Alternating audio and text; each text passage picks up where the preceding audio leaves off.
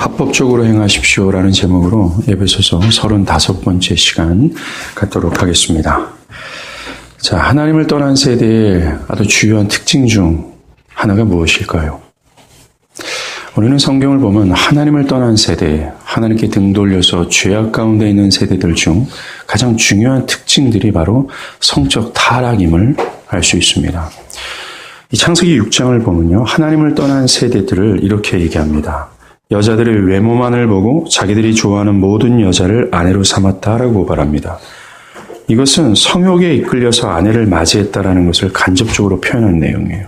이 세대가 노아의 홍수의 심판으로 하나님께 심판을 받게 되는 세대입니다. 또 불로 심판을 받았던 소돔과 고모라도 매우 성적으로 문란했습니다. 이 롯을 구원해내고자 두 천사가 소돔성으로 들어갑니다.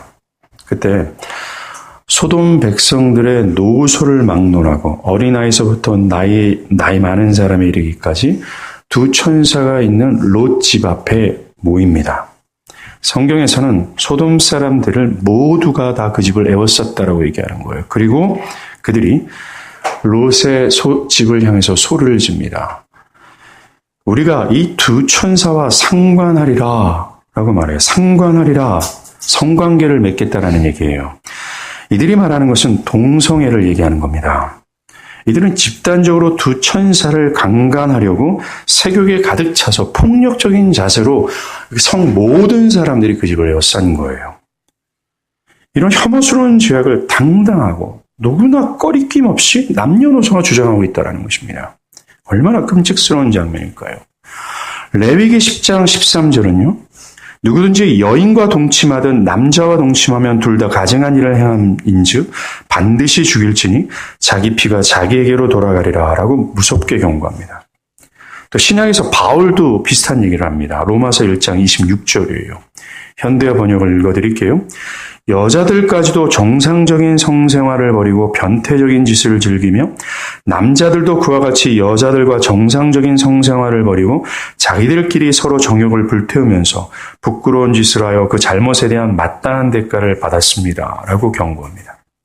이렇듯 하나님을 떠난 타락한 세대들에게는 이런 기형적인 성관계, 하나님께서 세우신 합법적인 성관계가 있어요. 결혼이라는 합법적인 법 안에서 아름답고 좀 축복된 성관계를 벗어나 동성애, 기형적인 성관계, 어떤 불법적인 성교가 만연되어진다는 것을 성경이 증거한다는 것입니다.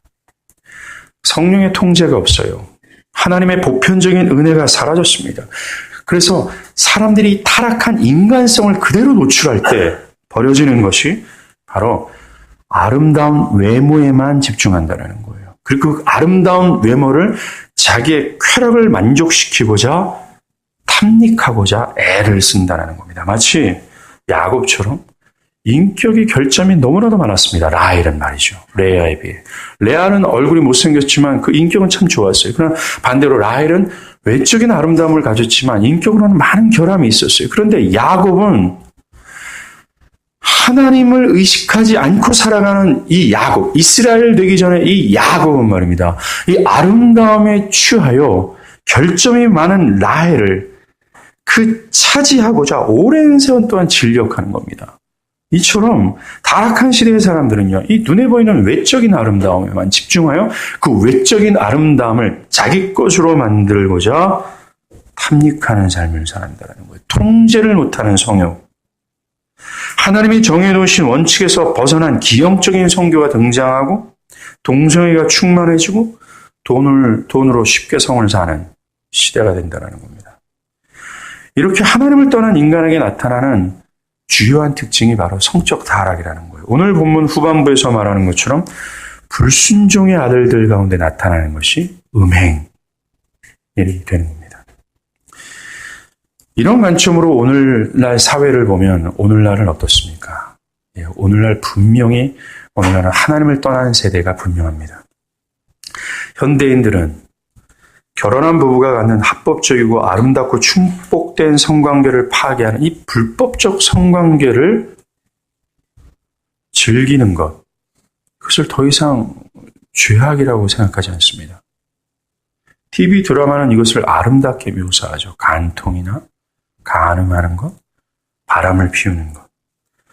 이것이 바로 어떻게 보면 합법적인 선택이라고까지 여길 정도로 그 그림을 묘사합니다. 그리고 시청자들은 거기에 충분히 동의하고 있습니다.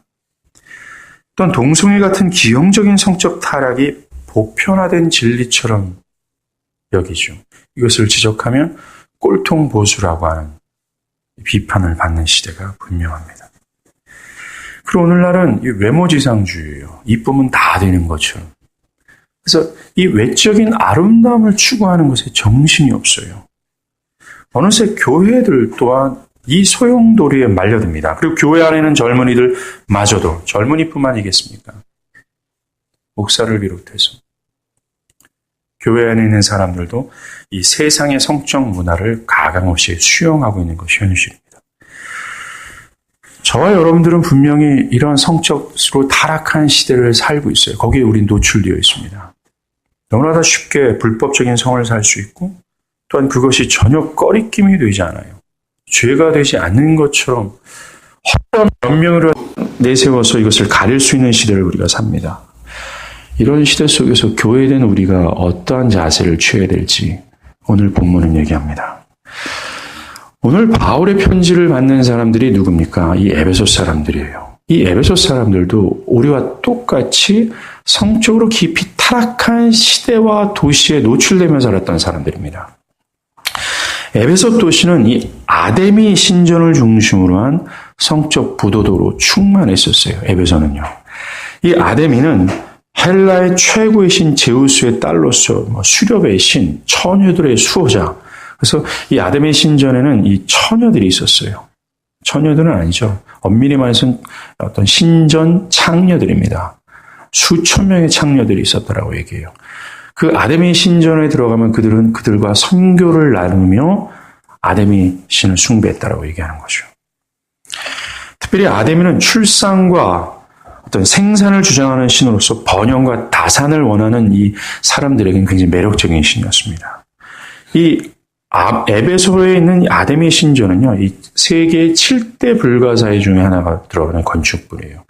이 안에 들어가면 길이가 이 103m가 됩니다. 굉장히 크죠. 그 당시, 오늘날도 그 당시 사람들에게는 아데미 신전은 곧 하나님처럼 보였어요. 이 폭은 43m가 됩니다. 그리고 누구나 볼 수 있는 가장 중심에 이 아데미 신전이 있었어요. 아까 말씀드린 것처럼 이 에베소는 하나님처럼 보이는 이 아데미 신전에 들어가 그 신전 창녀들과 선교를 나눴습니다.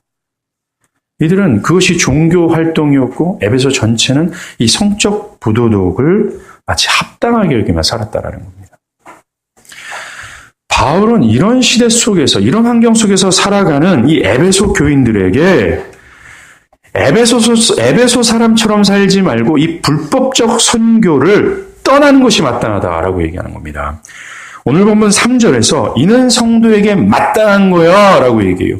5절에서도 너희도 정녕 이것을 알 거야 라고 말합니다. 즉 음행은 하나님 나라를 기업으로 받지 못할 그런 엄청난 죄악이야, 지옥 가는 죄악이야 라고 확실하게 말하고 있어요. 바울이 말하는 3절에서 음행, 이 헬라어로는 프로네니아라는 거예요. 포르노라고 이 어근이 헬라에서 온 거예요. 포르네니아라고 하는데 이것은 여러 비불법적인 선교를 포함하는 겁니다. 첫 번째 매음이에요. 돈을 받고 성을 파는 겁니다. 또 돈을 주고 성을 사는 거죠. 매음입니다. 그리고 불법적인 선교, 간음, 동성애, 여성 동성애, 근친상간들을 다 포함하는 의미예요. 고린도전서 5장 1절에는요. 아버지의 아내와 아들이 성관계를 가져요. 이것을 음행이라고 얘기했습니다. 기형적인 성관계죠. 그리고 3절이나 오늘 보면 5절에도 더러운 것이라고 얘기하죠. 이 더러운 것도 온갖 종류의 성적인 죄를 망라한 단어입니다. 그리고 바울은 여기에다 탐욕을 더하죠. 음행, 더러움, 그리고 탐욕이라고 얘기해요. 이 탐욕은 말입니다. 자기의 성욕을 채우고자 다른 육체를 탐하는 것을 얘기하는 겁니다. 다 이 성적인 것을 지적하는 거죠. 그러면서 바울은 얘기합니다. 너희는 그 이름조차도 부르지 말라. 이는 성도에게 마땅한 바니라. 신자들에게 이런 성적 부도덕이 나타날 수 없다라는 것을 못 받고 있다라는 거예요. 그리고 바울은 5절에서 이러한 자들은, 즉 음행하고 더럽고 탐욕이 있는 사람들, 좀 이따 배울 거지만 전체적으로 우상숭배자라고 얘기하는데, 이런 자들은 하나님 나라에서 기업을 얻지 못할 자들이다, 지옥 갈 거야 라고 무섭게 단정짓고 있는 겁니다. 음행하는 자, 더러운 자처럼 이 결혼이라는 합법적인 관계를 벗어나 하나님께서 세우신 어떤 원칙을 벗어나서 자신의 쾌락을 채우고자 하는 모든 잘못된 성교를 정죄하는 거예요. 그러면서 여기에 바울은 탐욕을 더합니다. 그리고 앞에서 말한 음행, 더러운 것, 탐욕을 다 바라보면서 이것이 우상숭배야라고 얘기해요. 이 우상숭배자는 하나님 나라를 기업으로 얻지 못해 라고 얘기한다는 겁니다. 왜 음행, 더러운 것, 탐욕이 우상숭배일까요? 어떤 표현으로는 영적 간음이라고 얘기하는 겁니다. 이것을 한번 볼게요. 성경에서 우상숭배는요, 하나님 외에 다른 종교의 신을 섬기는 것을 우상숭배라고 얘기합니다. 그들의 손에 입맞추거나 그들에게 제물을 바치는 거예요. 그런데 성경은 출애굽기 20장 3절, 23장 13절 그 외에 구약 성경 전체는 이 우상숭배자들은 구원을 받지 못한다라고 단정을 짓고 있습니다.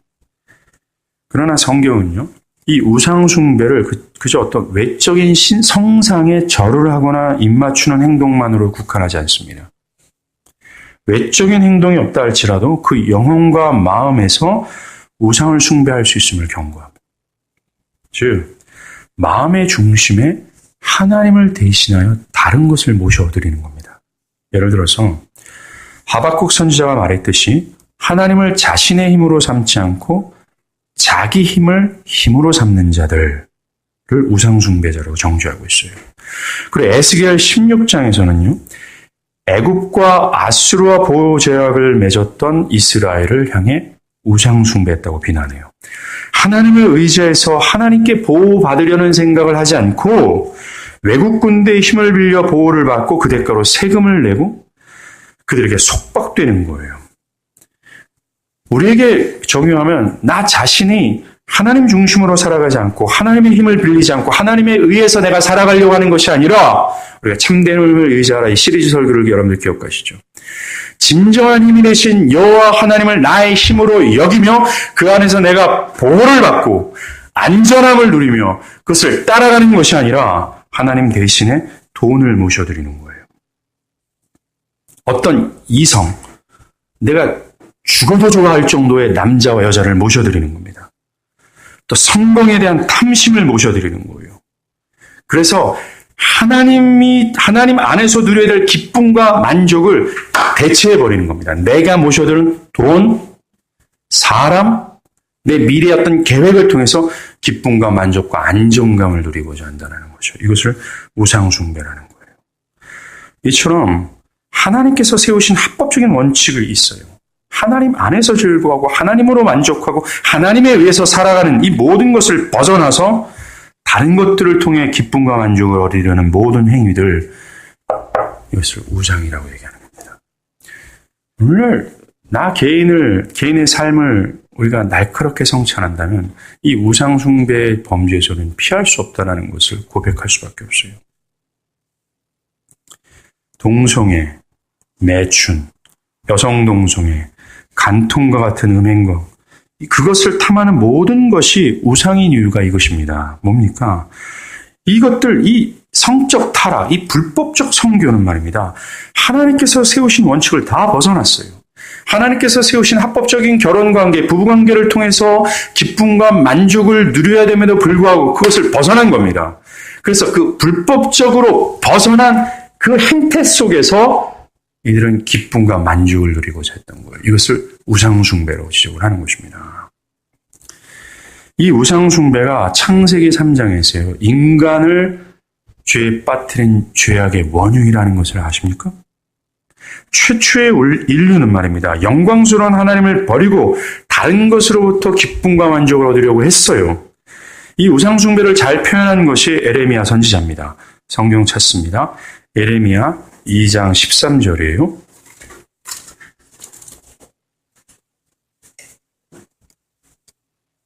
에레미야 2장 13절입니다.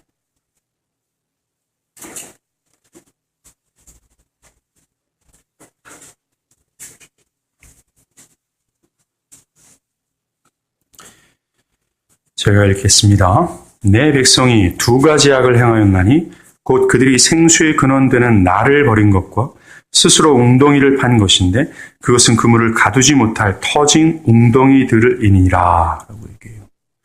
모든 보편적인 인간에게 기쁨과 만족을 주는 생수는 본래 하나님이에요.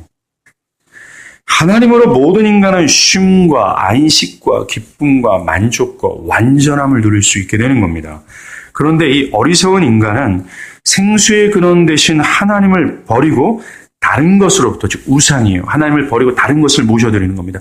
그거 우상을 통해서 기쁨과 만족과 쉼을 얻으려고 시도했던 거예요. 그런데 문제는 그것이 터진 웅덩이와 같다라고 얘기하는 겁니다. 아무리 그것을 통해서 만족하고자 하고 나의 허망한 심령을, 어떤 정말 공허한 심령을 채워보려고 수없이 해도 채워지지 않는 거예요. 더 깊이 빠져들어도 완전히 속박되어 버리는 겁니다. 이 우상숭배의 중심에는요, 자기 숭배하기, 자기 가치 팽창하기, 자기 안전도모하기, 자기 영광을 구현하기, 자기라는, 내가 하나님이라는 죄악이 숨어져 있어요. 옛날 이스라엘 백성들이 말입니다. 이 다른 우상들에게 입맞추고 절했던 이유가 뭡니까? 그 우상이 아름다워서, 그 아름다움이 압도되었기 때문에 우상을 섬겼을까요? 그렇지 않습니다. 이 고대 역사학자들이 발굴한 것 중에서 이 아세라와 바알이 있어요. 이 대표적인 우상들인데, 거기 조각상들은 요만해요. 누구라도 형편없습니다. 외적으로 너무나 거지 같아요. 이스라엘 백성들이 그 거지 같은 아세라와 바알, 이 우상의 아름다움에 압도되어 우상을 섬겼을까요? 그렇지 않습니다. 왜 우상을 섬겼습니까? 나 때문에 그래요. 그 우상을 섬기면 찾아오는 자기 번영, 미래에 대한 안녕을 위해서 그걸 섬길 거예요. 다 자기 자신의 기쁨과 만족 때문에 그것을 섬겼다라는 겁니다. 돈과 성공과 애인과 장래 개인의 어떤 계획이나 오늘 본문의 주제처럼 섹스하는 것까지 그것들이 자기 인생의 중심이자 핵심이 되어버린 거예요. 그래서 그걸 잃어버리면 어떤 삶의 가치를 잃어버린 것처럼 느끼는 것, 이게 우상이 되어버린 겁니다. 그것을 위해서는 어떠한 값도 지불하는 거예요. 그러면서 점점 거기에 속박되어 가는 거죠.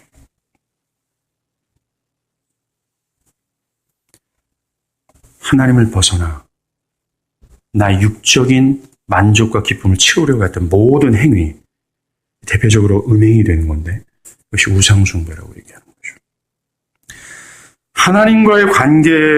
하나님과의 올바른 관계에서 어떤 것을 얻으려고 해야 돼요. 즉 하나님과 우리가 친밀한 교제의 상태에서 무엇을 추구하는 겁니다. 여러분들이 대부분 젊은 사람들이 여기 있죠. 여러분들이 결혼할 상대자를 찾고 있습니까? 그럼 가장 먼저 설정해야 될 것이 여러분과 하나님과의 관계가 깊이 있어야 된다는 거예요. 견고해야 된다는 겁니다.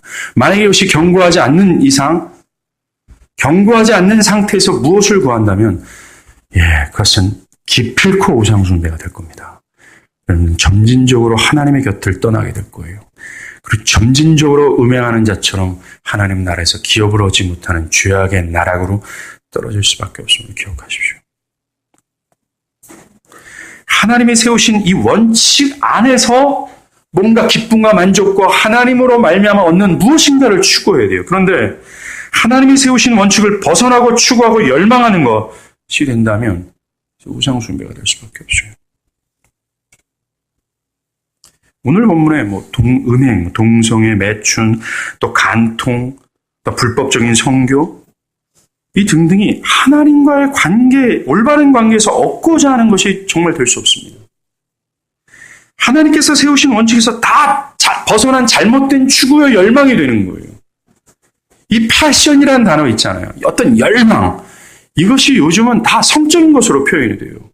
아닙니다. 이게 패션은 하나님께서 창조하신 하나님의 선물이에요. 그 어떤 열망, 이 패션을 가지고 누구를 열망하고 누구를 추구하라는 거예요. 하나님입니다. 근데 우리는 그것을 벗어나 불법적인 것으로 사용하고 있다는 것. 이게 음행이 되는 거예요. 우상숭배가 되는 겁니다. 구약 여러 곳에서는 이 우상숭배가 하나님 나라에 구원받지 못할 죄악이라고 얘기하고, 오늘 이 신약 성경에서도 마찬가지입니다. 하나님 나라에서 기업을 얻지 못할 거다, 지옥 간다라고 얘기하는 겁니다. 바울은 5절에서 우상숭배자는 하나님 나라의 기업을 얻지 못할 거야 라고 말한 다음 6절에서 이런 우상숭배자들은 불순종의 아들들이야 라고 얘기하는 겁니다. 하나님의 은혜가 없어요. 자기중심적으로 살아가는 거듭나지 않는 자들이야 라고 고발하는 겁니다. 그래서 지옥 간다는 겁니다. 여러분, 신자도 마찬가지 아니겠어요? 하나님과 관계가 소홀해집니다. 성령으로 그 마음이 사로잡혀 있지 않아요. 너무나 영적으로 게을러졌습니다. 매일 성경과 매일 기도의 삶을 점진적으로 멀어지게 하는 거예요. 이 공적 예배를 되게 등한시하기 시작합니다. 그럴 때 넘어지는 죄악이 뭔지 아십니까? 바로 음행이에요. 간음죄라는 겁니다.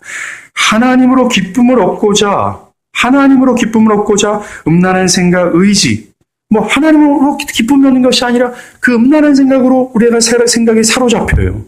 그래서 그 음란한 것으로 기쁨을 얻고 만족을 얻고자 의지가 발동이 되는 겁니다. 그때 신자들은 넘어지는 거죠. 넘어지는 자신을 보면서 얼마나 자신을 부끄러워하는지 몰라요. 그것이 반복되어집니까? 이것이 뭔가 돌이킴이 없이 지속되어집니까?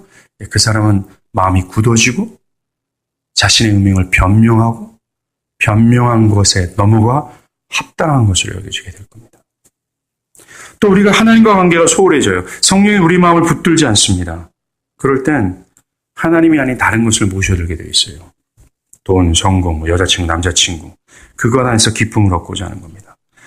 이처럼 하나님과의 불일치, 하나님을 멀리할 때 찾아오는 범죄가 분명 이 간음이에요. 음행, 프로네니아, 영적 간음이 될 수밖에 없습니다. 한 가지 주의할 것은 이것이 단번에 음행과 음란함을 말한다고 지옥이 간다는 말이 아닙니다. 절대로 용서받지 못한다는 말이 아니에요. 연약해서 그런 죄를 범했으나 후에 부끄러워하고 깊이 있게 회개한다면 그는 충분히 용서함을 받을 수 있습니다. 문제는 이런 부도덕한 일들을 행하고도 부끄러워하지 않고 회개하지 않는 거예요. 거기에 깊이 자신을 내어맡긴 사람들입니다. 이런 자들을 향해 바울은 하나님 나라 못 갈 거야 라고 말하는 겁니다. 생각해 보십시오. 하나님은 하나님을 신랑, 하나님 백성을 신부라고 관계를 설정하셨어요. 그런데 나를 사랑한다고 믿고 있는 남편이 다른 여자와 음행했다고 할 때 여자들은 합법적인 질투와 분노를 일으킬 수밖에 없어요. 그 죄가 드러났음에도 불구하고 남편이 후회하지도 않아요. 부끄러워하지도 않습니다. 아나무인격으로 있을 때 이 여자들의 분노는 끝을 바라보고 있다는 거죠. 하나님도 마찬가지입니다. 신랑 대신 예수가 계세요. 그 신부되는 이 교회가 우상을 숭배한다고 할 때 예수님의 질투는 끌어올 수밖에 없어요. 그리고 그것을 아나무인격으로 후회하거나 회개하지 않을 때 하나님의 분노는 끝까지 가는 겁니다. 바울은 이렇게 단정을 지은 다음 한 가지 주의사항을 줍니다. 바울은 이런 성적 타락을 보면서 괜찮아, 정당한 거야 라고 말하는 이 거짓말쟁이들에 대해서 주의하라고 얘기해요. 6절을 우리가 함께 소리내서 읽어보겠습니다. 오늘 보면 6절이에요. 시작. 누구든지 헛된 말로 너희를 속이지 못하게 하라. 이로 말미암아 불순종의 아들들에게 임하나니. 바울이 에베소서를 쓸 때요, 이와 같이 주장하는 사람들이 있었습니다. 이 영지주의자들이에요. 이 영지주의자들은 그 당대 교회 안에 침투해 들어오는 최고의 이단들입니다. 이 영지주의자들은요, 육체가 죄를 범해도 영혼은 손상되지 않으며 벌을 받지 않는다고 주장을 한 겁니다. 육체와 이 영혼을 분리시켜 준 거예요. 육체는 어떻게 할 수 없다. 악할 수밖에 없어요. 육체가 음행을 저질러도 또 더러운 짓을 해도 그 영혼은 보존될 수 있고 영혼과 무관하니 그는 괜찮다. 죄를 지어도 괜찮다라고 하면서 사람들을 방종으로 이끈 겁니다. 이런 영지주의자들이 또 하나를 강조했어요. 이들은 하나님께서는 너무나도 자비하셔서 모든 사람들을 정죄하지 않을 것이며 이 땅에서 어떤 행동을 하든 결국엔 모두가 천국에 갈 것이다 라고 가르쳤습니다. 이 보편구원론을 주장한 겁니다. 이들은 거룩하신 하나님의 말씀을 교묘하게 속인 거예요. 그럴듯한 겁니다. 이들을 가리켜 다윗은 거짓 교사들이며 다른 복음을 전하는 저주받은 자들이라고 비난을 한 거예요. 오늘 본문 6절에서 얘기하는 대상이 바로 영주주의자들이에요. 그리고 영주주의자들의 유혹에 넘어가 그것을 모르고 따라가는 사람들에 대해서 주의를 주는 겁니다. 그들이 불순종의 아들들이야라는 거예요.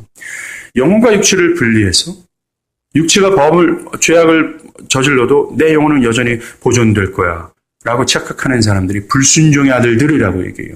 여러분들, 불순종의 아들들이 어디서 나왔습니까? 에베소 2장 2절에서 나왔어요. 허물과 죄로 죽었어요. 이 세상의 풍조를 따라요. 그리고 마귀를 따라가는 절대로 어떤 영적 생명력도 없고 거듭나지 않는 자들, 지옥 가는 자들을 불순종의 아들들이라고 얘기하는 겁니다. 이런 거짓된 가르침에 속아 넘어가는 자들이 바로 그런 자들이야 라고 얘기하는 거예요. 그런데 말입니다. 오늘날 교회 안에서도 영주주의자들이 있다는 걸 아십니까? 매우 많습니다. 이 영주주의자들은 해결되지 않았어요. 지금도 역사하고 있습니다. 이런 사람들입니다. 우리의 행동이 무슨 상관입니까? 우리의 마음만 하나님을 사랑하면 되죠. 우리가 예배하는 태도와 복장이 무슨 관계가 있습니까? 우리가 마음과 생각만 하나님께 바로 서 있으면 되지 않겠습니까? 라는 식으로 말하는 사람들이에요. 이들이 영주주의자들입니다. 또 어떤 사람들은 자기 몸이 교회의 한 일원이 되지 않았어요. 그러면서 나의 마음과 영혼은 하나님을 바라보고 있습니다. 라고 얘기해요. 이게 불순종의 아들들이에요. 영주주의자들이에요. 이들은 자신의 행동과 삶이 성경에서 말하는 신앙을 따르지 않고 있어요.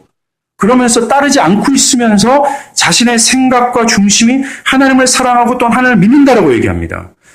삶과 행동은 하나님을 따르지 않고 그들의 관념은 하나님을 믿고 있다라고 얘기해요. 육체와 생각을 분리시킨 겁니다. 육체와 내면을 분리시킨 영주주의자들이라는 거예요. 이들이 불순종의 아들이라고 얘기합니다. 자신의 삶이 음행하고 세상의 시류를 따라가면서도 목사님 내 생각과 영혼은 변치 않고 있어요. 하나님을 사랑하고 있습니다. 그러면서 자신의 방종하는 삶에 문제의식을 느끼잖아요. 여러분들, 분명히 자신이 하나님을 의식하지 않고 하나님을 두려워하지 않아요. 분명히 자신의 사고와 이 내면 중심에서는 죄악의 정말 오물을 다 뿜어내고 있습니다. 그래서 자신이 그리스도를 적극적으로 따라가지 않고 있어요.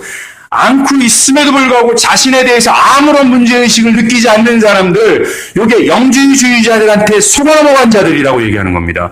이들이 곧 불순종의 아들들이여 하나님 나라의 기업을 얻지 못할 자들이야 라고 강조하고 있는 거예요. 이들은요, 영주주의자들의 어떤 이 진리를 따릅니다. 뭐라고 얘기합니까? 하나님은 사랑이 풍성하세요. 그래서 죄를 눈 감아주시고 자신의 방종하는 삶마저도 긍휼히 여겨주실 거라고 착각을 합니다. 이들은 하나님이 거룩하심과 공의로우심을 상당히 약화시켜요. 그리고 사랑과 긍휼만을 부각시키는 겁니다. 균형이 없어요. 그래서 자신의 죄악에 대해서 두려워하지 않습니다. 꺼림이 없어요. 매우 당당합니다. 사랑하는 여러분, 기독교 신앙은 육체와 영혼을 분리하지 않습니다. 육체와 마음을 분리하지 않아요. 하나로 봅니다. 그래서 육체가 범죄하면 그 사람의 마음과 영혼도 범죄한 것으로 여겨주는 거예요. 그래서 예수님이 뭐라고 말씀하십니까? 여자를 보고 음욕을 품으면 간음한 거다. 즉 마음에 음욕한 것이, 마음에 간음한 것이 너희가 마치 잘못된 선교를 한 것처럼 주님은 여기신다라고 얘기하시는 거예요. 마음과 육체를 하나로 보시는 겁니다. 그 사람의 행동과 태도가 그 사람의 마음과 영혼의 상태를 나타낸다라고 얘기해요. 그러하기에 우리는 지금까지 살펴본 것처럼 뭐라고 얘기해요? 성령으로 새 사람 된 자들, 거듭난 자들에게는 행동과 삶의 변화가 뒤따를 것임을 필연적으로 강조하고 있다는 거예요. 피할 수 없다라는 겁니다. 그 사람이 적극적으로 하나님의 말씀을 따라간다라고 얘기해요. 그래서 주님은 제자들에게 뭘 요구해요? 행동을 요구합니다. 변화를 요구합니다. 돌이킴을 요구해요. 따라가는 것을 요구해요. 뭔가 내면의 세계가 아니라 우리의 육체의 세계에서 하나님의 말씀을 순종하는 그 변화를 요구하고 있어요. 이것이 곧 우리의 마음과 내면의 변화와 어떤 것을 요구하는 것과 동일하게 되는 겁니다. 요즘 사람들은요, 마치 기독교를 불교적 신앙처럼 여깁니다. 그저 참선하고 자기의 어떤 마음과 영혼을 관념성의 세계에 막 가두어 두어서 이 관념적으로만 하나님을 참선하고 하나님을 묵상하면 그만이라고 생각을 하는 거예요. 기독교 예배를 드리는 것도 내 삶의 근거로 해서 예배를 드리지 않습니다. 즉 삶이 부패하면 예배 때 회개해야 되잖아요. 삶 가운데 나의 공급하신 그 하나님께 감사하며 예배 드려야 되잖아요. 또 나를 죄악에서 그리스도로 말미암아 구원해 주신 하나님의 은혜에 감격해서 터져 나갈 듯 하나님을 예배해야 되잖아요. 근데 삶은 삶과 나의 행동을 딱 분리시켜요. 그리고 불교처럼 아무렇지도 않게 참선만 하다 갑니다. 그것을 다 했다라고 얘기죠. 아니에요. 기독교 신앙은 몸이 뒤따르는 실제입니다. 여러분의 행동과 태도가 여러분의 마음과 행동의 영혼의 상태를 대변해 주는 거예요. 우리의 몸과 영혼이 하나가 되어서 전 인격적으로 뒤따라야 되는 것이 기독교라는 겁니다. 아니면 지옥 간다라는 거예요. 제가 어저께 교인 단톡방에 예배 시간 늦지 말라고 말씀드렸잖아요. 여러분들, 우리가 예배 시간에 늦어요. 이것이 우리 마음이 이 예배를 향해서 무심하고 이 하나님의 영광을 드러나는 예배를 경멸하는 상태에 있다라는 것을 보여주는 것과 동일한 겁니다. 자꾸 변명하지 마십시오. 목사님, 내 마음은 그렇지 않은데요. 라고. 우리는 이럴 때 이런 구조를 잘 사용하잖아요. 마음은 뭐 이렇대 육체가 약해서 웃기지 말라고 얘기해요. 사랑하는 여러분, 하나입니다. 우린 영지주의자들한테 속아 넘어가서는 안 돼요. 7절에 그런 자들과도 함께 하지 말라고 얘기하는 겁니다. 우리는 단지 이 불법적인 선교를 하지 않고 있다는 사실로 우리는 의롭게 여겨서는 안 됩니다. 목사님, 나는 매춘하지 않았어요. 난 동성애자도 아닙니다. 나는 음행하지 않습니다. 육체적으로 말이죠. 그러면서 나를 의롭게 여긴단 말입니다. 그래서는 안 될 거예요. 우리는 에베소서 5장 3절에 오늘 본문에 그 이름조차도 부르지 말라라는 경고가 있어요. 4절에 말조차도 이러한 음행하는 것에 대해서 허용하지 말라는 것을 들어야 됩니다. 즉 우리의 말, 우리의 생각, 사고 속에서 내가 음행하고 있는지를 돌아봐야 된다는 거예요. 왜요? 마음에서 음행하는 것과 육체로 음행하는 것을 같은 값으로 하나님은 도전해주고 있기 때문에 그래요. 비록 나의 행위가 정당하다 할지라도 새 사람을 입은 자들은 자신의 영혼의 우물에서 이러한 음행, 더러운 것, 탐욕을 뿜어내고 있지 않나요? 음란한 생각을 즐겨하며 그것에 사로잡혀 있지는 않습니까? 거기서 매어서 계속해서 이 영혼의 우물에 이 더러운 것을 뿜어내고 있지 않냐는 거예요.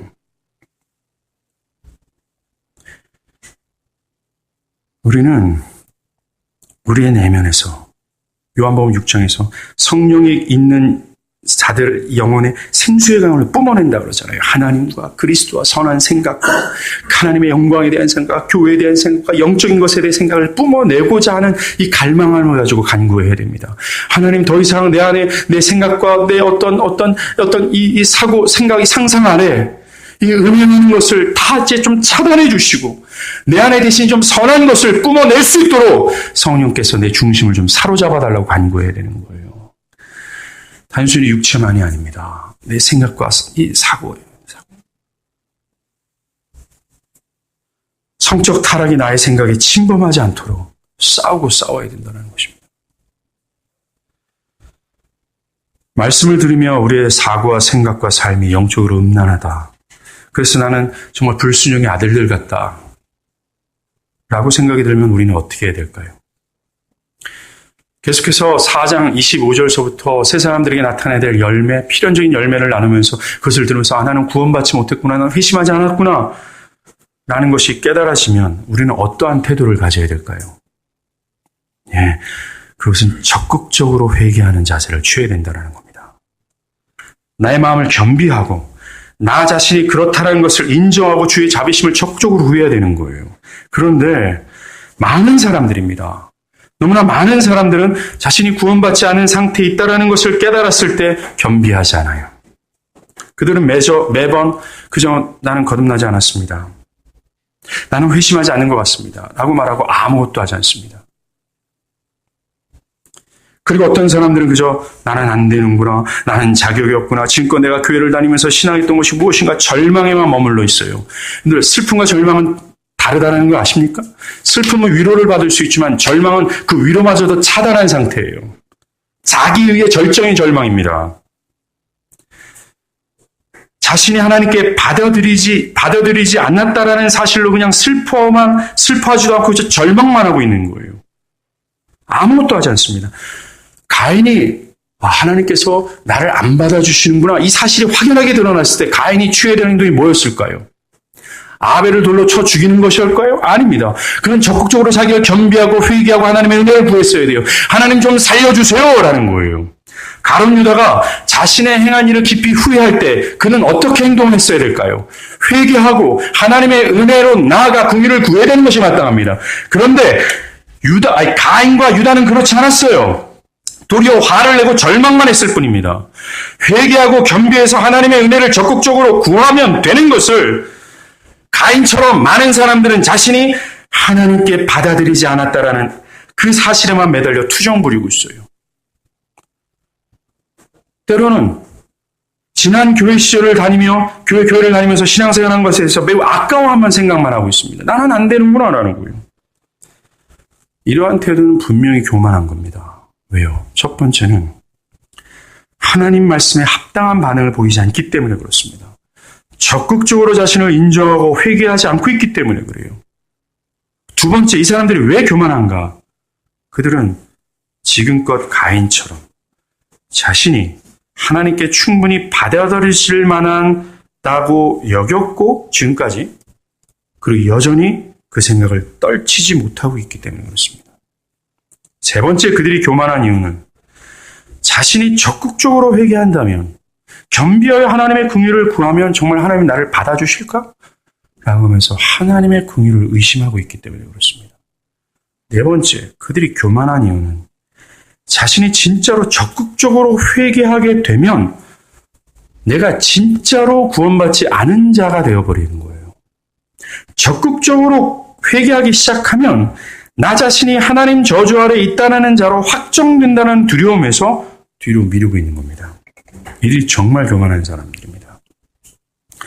자신이 하나님의 말씀 앞에서 내가 회심하지 않거나 내가 교만하거나 불순종의 아들들이구나 라는 사실을 확신한다면 그것을 하루라도 빨리 인정하고 겸비한 자세로 회개하십시오. 만약 그것을 자꾸 뒤로 미루고 미적거린다면 그 사람들에게 복음은 자신을 괴롭히는 수단밖에 안 돼요. 은혜 하나님이 아니라 자신을 괴롭히고 자신을 짓누르는 하나님의 말씀으로만 여기고 매번의 예배가 괴로움으로 될 수밖에 없어요. 저는 그런 분들을 개인적으로 많이 봤습니다. 많이 봤습니다. 말씀을 듣고 무겁습니다. 괴롭습니다. 기쁨이 없습니다. 하면서 절망만 하는 분들을 말이죠. 그분들은 시간이 지나가면 지나갈수록 회개하기는커녕 강팍해집니다. 더 강팍해지고 강팍해진 거가 이 복음을 전하는 설교자를 작심해서 욕하는 것을 봤어요. 어떤 분들은 복음을 처음부터 저항하지만 이런 분들은 그 저항심을 절망이라는 것에 숨겨놔요. 그래서 때가 되면 이 저항을 뒤늦게 폭발합니다. 이렇게 된 것은 교만을 내려놓지 않았기 때문에 그래요. 자기를 부정하고 있지 않기 때문에 그렇습니다. 그런 분들에게 자유와 기쁨이 찾아오지 않는 이유는 겸비하여 회개하지 않기 때문에 그래요. 여러분들도 그러시렵니까? 그러면 안 됩니다. 우리는 스스로 겸비해서 왕의 보좌로 나가야 돼요. 하나님 앞에서 자신의 죄를 자각하고 교만한 마음을 버리고 자신이 하나님의 뜻에 복종하지 않은 죄인임을 분명하게 자각하며 하나님께 호소하는 겁니다. 모압 여자 룻이 이 베들레헴에서 가장 유력한 이 보아스에게 뭐라고 얘기해? 이불을 덮으소서 염치 없고 뻔뻔스러워하는 구애를 하고 있잖아요. 구할 수 있는 입장이 아니었습니다. 모압 여자는요. 왜요? 하나님의 총에 모압 사람들은 절대로 들어오지 못할 저주받은 사람들이었기 때문에 그래요. 모압 여자 또한 롯도 그걸 알았어요. 내가 하나님의 총에 들어가지 못할 저주받은 죄인이라는 것을. 자신 안에 어떤 선과 의가 없어서 자격 없다라는 사실을 분명히 알았어요. 그런데 그 모압 여자가 이 유대 땅에서 살아갈 수 있는 유일한 방법은 베들레헴에서 가장 유력한 이 보아스와 함께 이불을 덮고 자는 거예요. 그거밖에 할 길이 없다라는 사실을 룻은 알았습니다. 사랑하는 여러분, 내가 불순종의 아들들이다라고 여러분들이 확신하고 있다면 여러분 이거 하나밖에 없어요. 베들레헴에서 유력한 보아스가 예표하는 그리스도를 간구하는 겁니다. 내가 당신을 믿으면, 내가 의지하면 나를 도와소서. 이거밖에 없어요. 뻔뻔스럽게 말이죠. 베드로처럼 주여 나는 죄인으로소이다 고백하는 겁니다. 그리고 자신의 믿음 없음을 도와달라고 기도하는 거예요. 눈먼 장님이 소리질러 다윗의 자손 예수는 나를 불쌍히 여기소서 하면서 호소했던 것처럼 그가 막 호소하자 다른 사람들이 시끄럽다고 그 입을 틀어막습니다. 그를 막 저주하는 거예요. 그럴 때 성경은 뭐라고 묘사합니까? 그가 더욱 소리질러 가로되 라고 하면서 더욱 열망하는 거잖아요. 맞아요. 우리의 죄와 우리의 육체는 자꾸 우리를 절망의 늪으로만 계속 빠져들게 할 겁니다. 아무것도 하지 않게 될 거예요. 그래서 나는 거듭나지 않았습니다. 나는 안 되는 인간입니다. 나는 죄인입니다. 라고 말로만 하면서 그 말로 자신을 변명하고 자신을 위로하면서 달래는 거예요. 그래서 이런 식입니다. 나는 거듭나지 않았습니다. 말하는 그 절망 가운데 있게 되면 하나님께서 긍휼을 베푸셔서 나를 어떻게 해주시겠지? 라는 것을 헛된 기대를 하는 거예요. 이건 영적 게으름이에요. 이건 교만이에요. 그러나 나는 거듭나지 않았습니다. 나는 그러한 말대로 말을 하면서 나는 이렇게 죄를 의식하는 괜찮은 사람이요. 라고 하면서 자기를 드러내고 있지는 않습니까? 여러분에게는 한 가지뿐입니다. 그리스도의 희생을 의지하는 거예요. 그 그리스도께서 나를 대신해서 죄값을 지불하신 그 십자가를 처절하고 너무나 뻔뻔스럽게 부여잡는 겁니다. 그것을 부여잡고 이것이 내게 되길 바랍니다. 그래서 하나님 앞에 내가 의롭다며 여김을 받길 바랍니다. 라고 간구하는 거예요. 그리고 이건 따라합니다. 적극적으로 돌이키라. 돌이키는 거예요. 하나님의 말씀을 따라가려고 하십시오.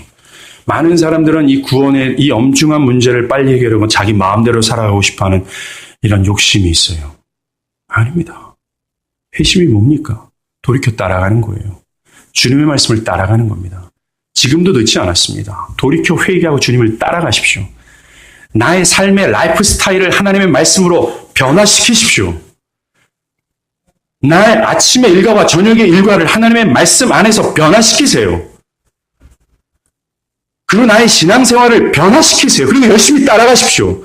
주님은 나를 믿으라 할 때 그 믿으라는 의미가 바로 이겁니다. 그런데 우리는 아무것도 하지 않습니다. 하나님은 그런 사람들에게 자비를 베푸세요. 내가 죄인입니다. 나를 불쌍히 여기소서 하는 자들에게. 교만한 바리새인들에게는 요만큼의 자비도 안 주세요.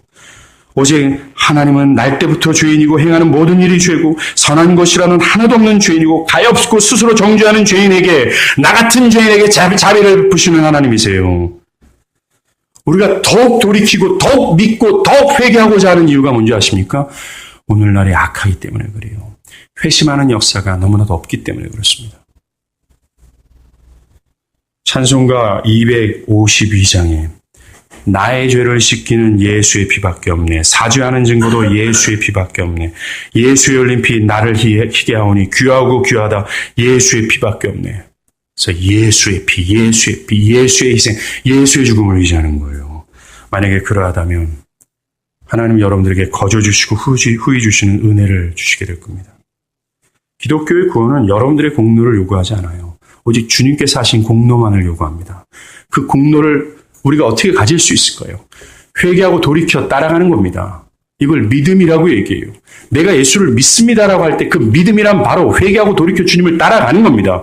나의 모든 라이프 스타일을 변화시키는 거예요. 아침과 저녁의 스케줄을 변화시키는 겁니다.